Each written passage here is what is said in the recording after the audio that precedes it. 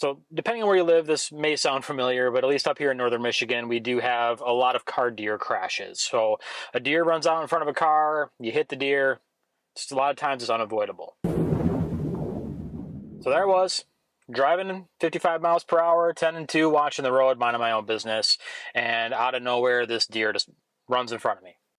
And it happened so quickly that I didn't even have time to brake.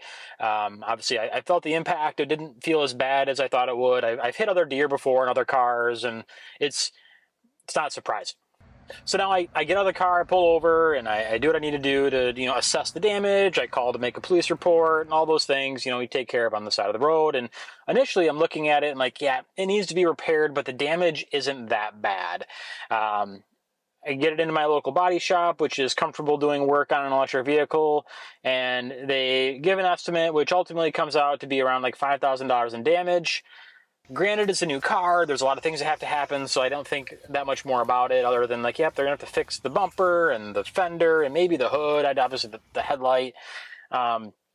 But, something we have to contend with. So then I kind of keep track with the process, and they know that I want to make this video, and so I come out and see the car once it's been torn down, and oh my goodness, once that car had been torn down, and they had removed the front bumper, the whole frunk liner is gone, so all the internal guts inside the car, which you normally don't see unless you're in this sort of predicament you don't see, was kind of cool to see, but it's also unnerving now realizing just how much damage this one deer did in this crash. So things are looking quite a bit better now that we have it in the spray booth. The hood, fender, and bumpers are all painted.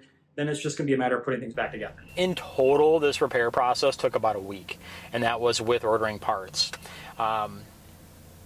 The shop that I use in Traverse City, Trevor's Body and Paint, I can't say enough good things about. I've taken a handful of cars there, and they always do a fantastic job. So I had no worries about using their service for my electric vehicle. So at the end of the day, once my car was fixed and back in my hands, it looks good as new, and I couldn't be happier.